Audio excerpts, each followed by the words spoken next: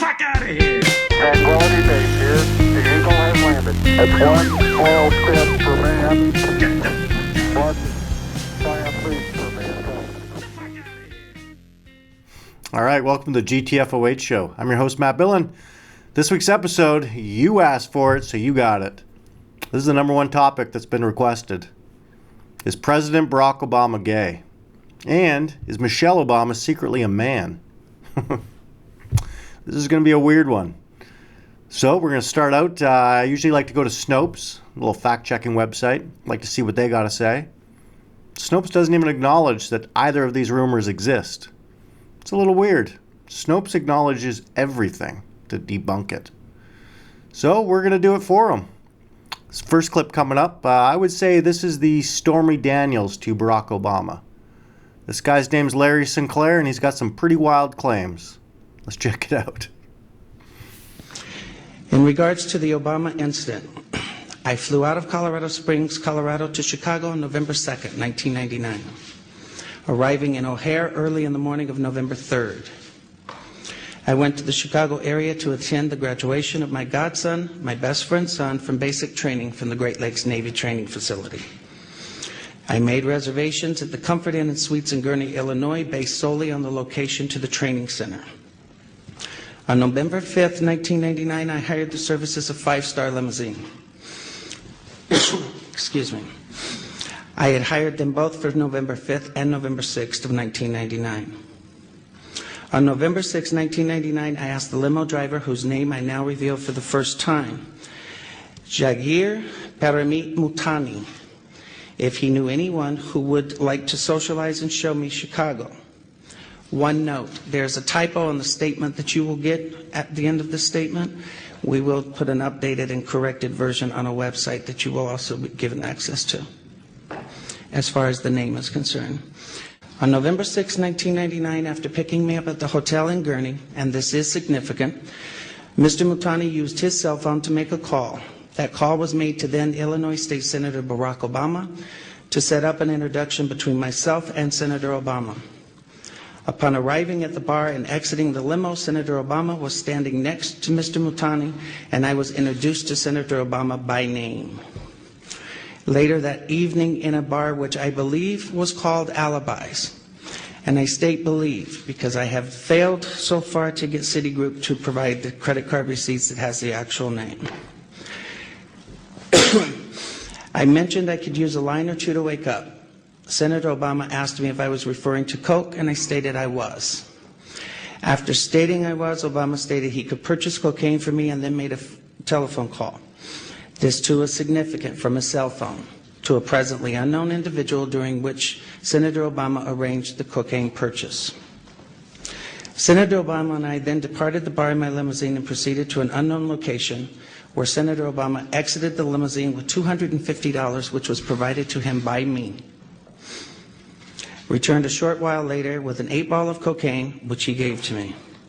I did ingest a couple of lines of cocaine, and shortly thereafter, Senator Obama produced a glass cylinder pipe and packet of crack cocaine from his pocket. Obama then smoked the crack cocaine. I performed fellatio on Senator Obama in the limousine during the time Senator Obama was smoking crack cocaine, after which I had the driver take me to my hotel, the Comfort Suites, Gurnee, Illinois. The following day, November 7th, 1999, Senator Obama appeared at my hotel room, unannounced, uninvited, where we again ingested cocaine, and I again performed fellatio on Senator Obama. In what I now realize was a naive and uncounseled decision, I posted in January 2008 a video on YouTube. Mr. Obama acquired powder cocaine for my use, crack cocaine for his use. I performed oral sex on Senator Obama, who at the time was a state representative for the state of Illinois, where I related the above information regarding my liaisons with Senator Obama in 1999. The response was overwhelming, and I quickly became the recipient of what in hindsight appears to have been a coordinated attack on my character, with ever-increasing falsehoods circulating on the internet. In response, I agreed to take a polygraph test sponsored by WhiteHouse.com.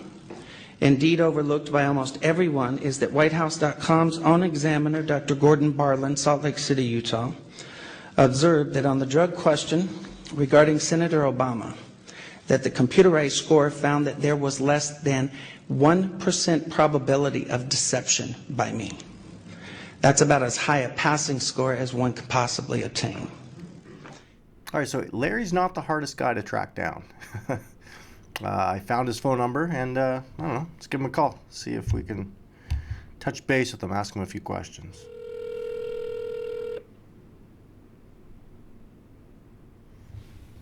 Hi, you've reached Lawrence Sinclair. I am unavailable to take your call at this present time. Please leave your name, number, and a brief detailed message, and I will return your call as quickly as possible.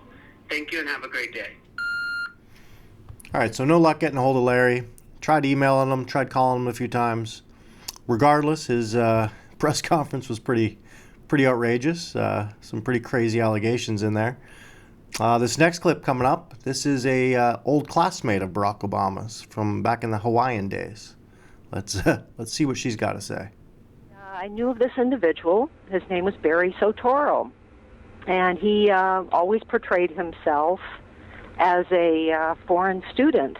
And that didn't mean much to me then, but, that's just what we knew about him.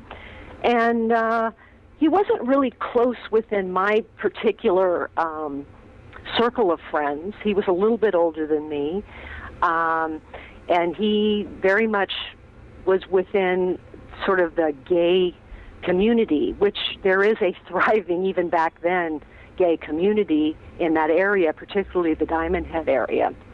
And we knew Barry as just common knowledge that, girls were never anything that he was ever interested in. And, as a young teenager, as a young girl, it was clear to me that Barry was strictly into men. Now, remember, this is the late 70s. This is before crack was invented, or if it was invented, we never saw it around. I never heard of it until the 80s. So this was, if you were going to do cocaine, it was like in the powder form, and it was very expensive. Well, here we are, a bunch of broke teenagers, and, in other words, for somebody to brag that they have this cocaine was, somewhat newsworthy within our little clique. And he probably was telling the truth. He would get with these older white gay men, and this is how we just pretty much had the impression that that's how he was procuring his cocaine.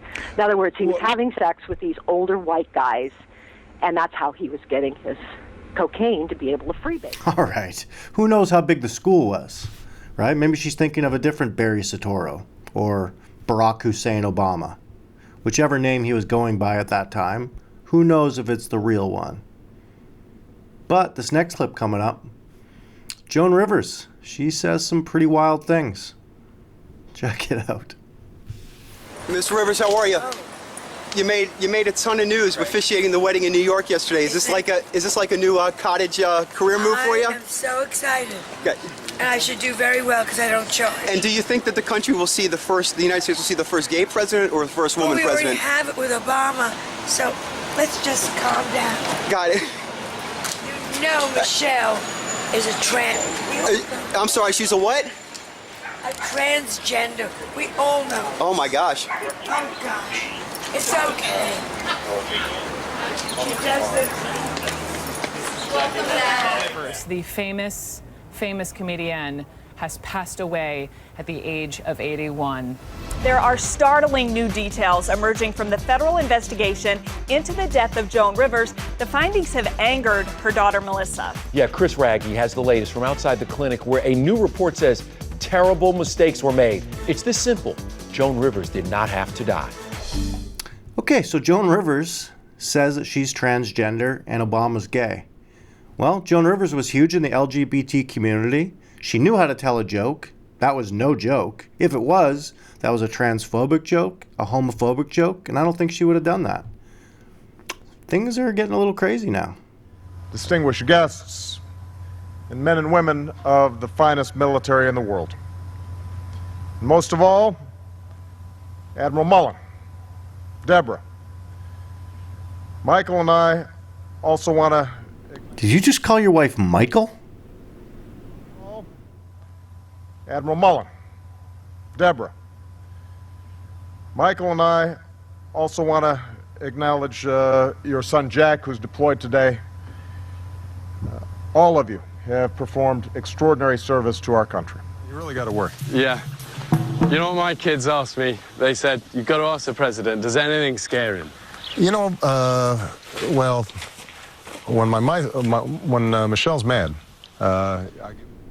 Were you about to call her Michael again? What the fuck? I don't... Yeah, I guess that's common, forgetting your wife's name. Michelle, Michael. So similar. So similar. Well, when Michelle's mad. You know what my kids asked me? They said, you've got to ask the president, does anything scare him? You know, well, when Michelle's mad.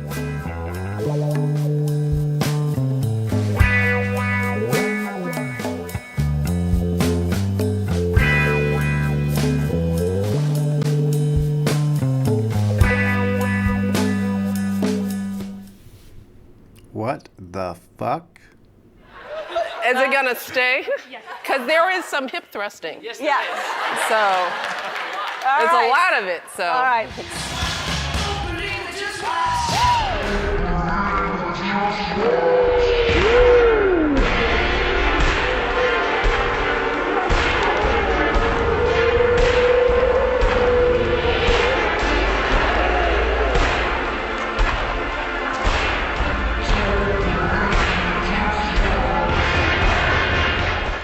Okay, I think I saw something move. I believe it. Yeah, I think I saw something in there. I don't want to. Kind of wish this episode was done, to be honest. But if she's a dude, how do they have kids? Are these the parents of Obama's daughters, Malia and Sasha Obama? Take a look at this. This is Anita Blanchard and her husband, Martin Nesbitt. According to the New York Times, they are close family friends of the Obamas through Michelle Obama's brother, Green Arrow, Craig Robinson. There they are at the bottom, Anita Blanchard and Marty Nesbitt. Marty Nesbitt is head of the Obama Foundation. He's the chairman. Here's Martin Nesbitt speaking with Rahm Emanuel. Here's Martin Nesbitt with Valerie Jarrett and Obama. Here's Martin Nesbitt on Air Force One with Michelle Obama. Where are they headed? Well, maybe to Hawaii. There's Obama and Anita Blanchard, the wife, in Hawaii on a family vacation. Yellow shirt, that's Martin Nesbitt. Polka dot dress, that's his wife, Anita Blanchard. They travel with the Obamas to Hawaii. They are old friends of the family. What else do we notice about Martin Nesbitt? Well, he looks exactly like Malia Obama. They look very similar.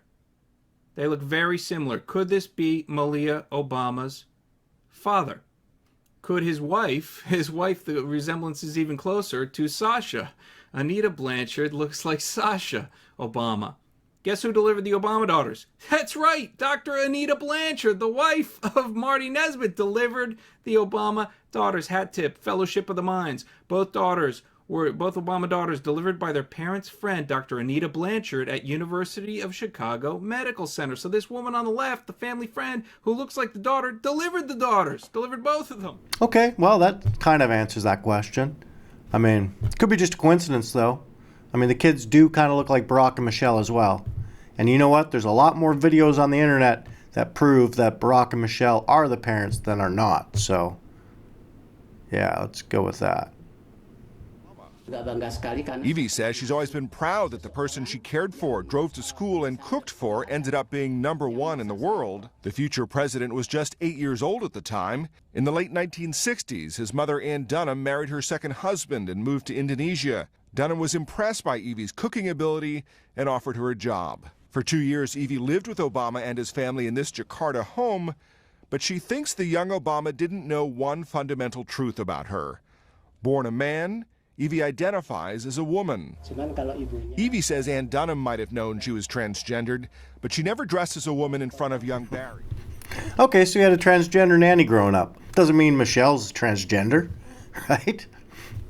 Okay, so a few people came forward, said that they had sex with them. Common, we've all had it, right? He called his wife Michael on a few occasions. Slip of the tongue. Michelle may or may not have a penis swinging while dancing. Who knows? They're a beautiful couple. They're in love. That's all that matters. And really, what the fuck do we know? Right? Hope you enjoyed the show. Please click like, subscribe. We'll see you again. Peace. Did you see the cover? Yes, the cover of Newsweek says that Obama is the first gay president. And do you think that the country will see the United States will see the first gay president or the first woman we president? We already have it with Obama, so let's just calm down. Got it. No, Michelle is a tramp.